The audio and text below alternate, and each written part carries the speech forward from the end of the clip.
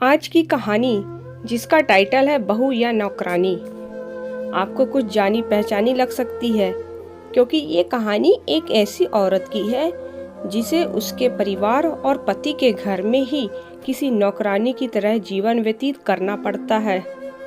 जानी पहचानी इसलिए क्योंकि हमारे देश में यही कहानी हर दूसरी महिला की है, इसलिए एक बार इस कहानी को पूरा पढ़ें। पूरे 4 साल बाद हेमंत कनाडा से लौटा था। कनाडा में एक ब्यूटी प्रोडक्ट बनाने वाली कंपनी के लिए हेमंत काम करता था। हेमंत अपने देश अपने घर लौटकर काफी खुश था। एयरपोर्ट पर उतरे ही हेमंत की नजरें अपने परिवार वालों को खोजने लगी। जल्दी ही उसने अपने माँ बाप, भाई भाभी, बड़ी बहन और खुद की 3 साल की बच्ची भी एयरपोर्ट पर खड़े नजर आई, लेकिन उसकी नजरें शोभा को खोज रही थी। वो सोचने लगा, ये शोभा मुझे मिलने आई क्यों नहीं, और ऊपर से उसने हमारी छोटी सी बच्ची को भी यहाँ भेज दिया। अश्विनी एयरपोर्ट पर सबसे हंसी खुशी मिला। फिर उसने शोभा के बारे में पूछा तो उसकी दीदी बोल पड़ी, भाई वो घर पर ही है, तुम्हारे लिए खाना तैयार कर रही है। वह तो आज ही तुम्हारे आने की खुशी में काम करने लगी है, वरना वो कोई काम करती कहाँ है। अश्विनी ने अपनी बेटी को प्यार से उठा लिया, लेकिन उसकी बेटी उसे देखकर रोने लगी।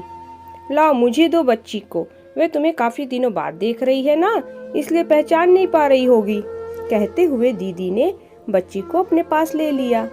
सभी टैक्सी में बैठकर अपने घर की तरफ रवाना हुए।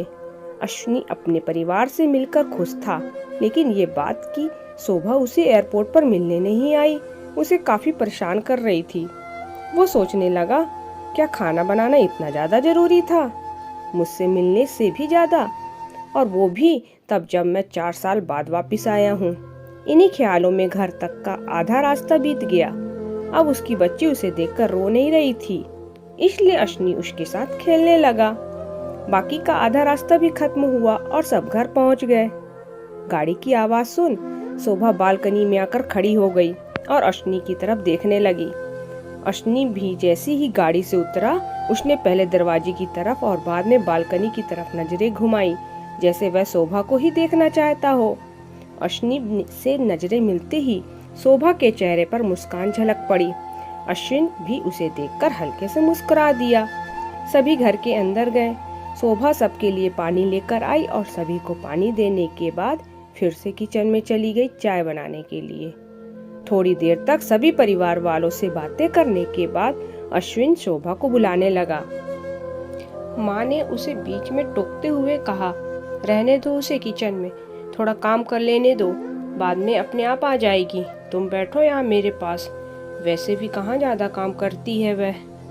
अश्विन यही बात दूसरी बार शोभा के बारे में सुन रहा था। अब उसने सोचा कि मेरे परिवार वाले मुझसे झूठ थोड़ी बोलेंगे, हर दिन नहीं होता होगा, उसको इतना काम आज थोड़ा सा है कर देते हैं, मैं बाद में उससे बात कर लूंगा। अश्विन अपने परिवार वालों से बातचीत में मग्न हो गया। एक के बाद एक रिश्तेदार और पड़ोसी अश्विन को मिलने आते रहे और शोभा को किचन से बाहर निकलने का समय ही नहीं मिला। सभी के लिए चाय बनाना, नाश्ता बनाना, यही करते करते शाम हो गई। शाम होते ही अकेली शोभा इस बड़े से परिवार का खाना बनाने में जुट गई। 2 घंटे बाद सभी परिवार वाले खाना खाने के लिए डाइनिंग टेबल पर बैठे, सिवा शोभा के। अश्विन चाहता था कि शोभा भी उसके साथ बैठकर खाना खाए, लेकिन फिर माँ ने कहा, अगर वह भी खाना खाने बैठ जाएगी तो सबको परोसेगा कौन। सभी के खाना खाने के बाद शोभा ने अकेले खाना खाया। रात को सोने के वक्त अश्विन और शोभा अच्छे से मिल पाए। अश्विन शोभा के साथ काफी बातें करना चाहता था, लेकिन वह उसके चेहरे पर थकान और नींद अच्छे से देख सकता था, इसलिए उसने शोभा को परेशान ना करने का फैसला किया और उसे सोने दिया।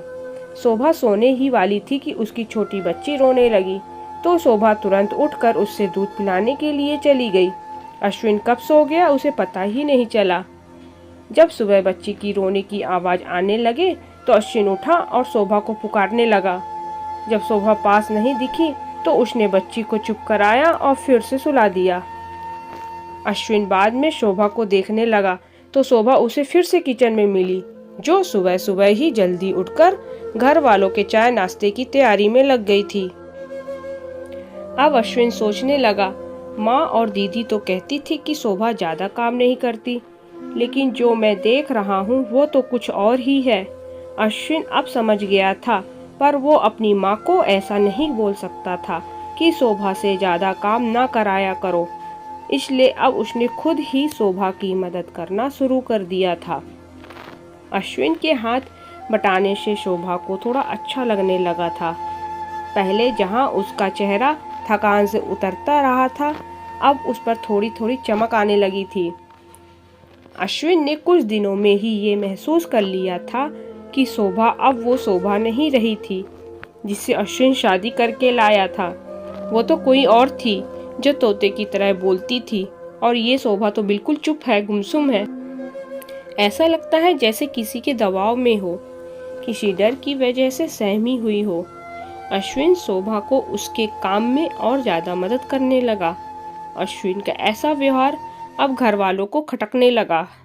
घर के सभी बड़ों और उसकी दीदी ने मिलकर अश्विन को समझाया, तुम अपनी बीवी की मदद करते हो, उससे हमें कोई ऐतराज नहीं है, लेकिन तुम्हें भी एक हद तक ही ऐसा करना चाहिए। जब तक कोई तुम्हें ऐसा करता ना देख रहा हो तब तक सब ठीक है, लेकिन जब कोई तुम्हें बीवी के होते हुए बर्तन धोते देखे तो वो अच्छा थोड़े ही लगता है। और सोचो, आगे चलकर शोभा को तुम्हारे हेल्प की आदत पड़ गई तो तुम्हारा अपना काम में ध्यान लगाना मुश्किल हो जाएगा। अश्विन हमेशा से ही अपने परिवार वालों की बात मानता आया था। जिस तरह से सबने अश्विन को समझाया था, अश्विन भी उनकी बातों में आ गया। अब अश्विन शोभा की मदद करने में कतराता था। कभी कभार वह बच्ची के लिए दूध गर्म कर लिया करता, उससे ज्यादा कुछ नहीं। घर वालों ने अश्विन को विदेश जाने से मना कर दिया और कहा कि यहीं पर कुछ काम कर लो। अश्विन ने अब घर से ही ब्यूटी प्रोडक्ट ऑनलाइन बेचना शुरू कर दिया। उसका परिवार भी बढ़ गया। अब उसे 2 बेटियां और 1 बेटा था। दोनों बेटियां स्कूल जाने लगी थीं, लेकिन बेटा अभी भी छोटा था। जितना अश्विन कमाता था उतना सबके लिए काफ़ी ना था। काफ़ी सोच विचार करने के बाद अश्विन ने यह फैसला किया कि वह अब शोभा के साथ शहर में जाकर रहेगा, जहां पर शोभा भी काम कर पाएगी और वह घर से ही अपने ब्यूटी प्रोडक्ट्स बेचना शुरू रखेगा। इस तरह से वे अपने पैसों की तंगी को पूरा करेंगे। परिवार वालों ने भी अश्विन को इजाज़त दे दी। अश्विन चाहता था कि माँ भी उसके साथ रहे, लेकिन माँ को शहर में आना मंजूर ना था। माँ बड़े भाई के साथ रहने लगी। शहर में अब शोभा नौकरी करती और अश्विन घर से ही ऑनलाइन अपने प्रोडक्ट बेचता। कई साल ऐसे ही बीत गए। शोभा घर का काम और बाद में बाहर का काम करके पहले से भी ज़्यादा थकी थकी रहने लगी। परिवार वालों की अश्विन के दिमाग में डाली बातें अभी भी उस पर असर करती थी। वह यहाँ पर भी शोभा का हाथ न बटाया करता। अश्विन अब दिन रात अपने प्रोडक्ट बेचने में ही मसरूफ रहता। कभी कभी शोभा उससे कहती कि मुझे अच्छा नहीं महसूस हो रहा है, मुझे डॉक्टर के पास ले चलो। वो हाँ कह देता, लेकिन अपने काम में इतना खो जाता कि कभी उसको डॉक्टर के पास ले ही नहीं जाता। शोभा तो बीमार थी, लेकिन एक बार अश्विन बहुत ज़्यादा बीमार हो गया। इतना बीमार हो गया कि उसे अस्पताल में भर्ती करवाना पड़ा। अस्पताल में अश्विन के पास सिर्फ शोभा थी और कोई नहीं। इतना बीमार होने के बाद भी उसके परिवार वाले सिर्फ उससे मिलकर वापस अपने घर चले गए थे। उसका सहारा बनने के लिए, उसकी तकलीफ बांटने के लिए कोई भी उसके साथ नहीं था। बिस्तर पर पड़े और शारीरिक तकलीफ से गुजर रहे अश्विन को अपनों का ऐसा व्यवहार बहुत तकलीफ दे रहा था। फिर वह सोचता कि उसने भी तो शोभा के साथ जिंदगी भर यही किया है। क्या वो शोभा का जीवन साथी सिर्फ नाम नाम का ही नहीं था? जब साथ देने की बारी आती थी तो उसने दूसरों के बहकावों में आकर उससे किनारा कर लिया था। यहाँ तक कि शोभा के खुद अपने मुंह से कहने के बाद भी उसकी तकलीफ को वो नज़रअंदाज करता था। अश्विन को अब अपना दर्द शोभा के दर्द के आगे मामूली सा लगने लगा।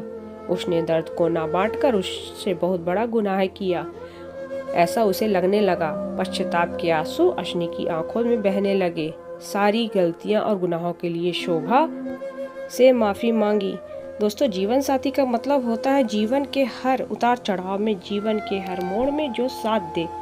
साथ होने और साथ देने में उतना ही फ़र्क होता है जितना सिर्फ वादा करने में और सचमुच वादा निभाने में होता है। कहानी पसंद आए तो एक लाइक ज़रूर करिए और चैनल में नया है तो सब्सक्राइब ज़रूर करिएगा। धन्यवाद।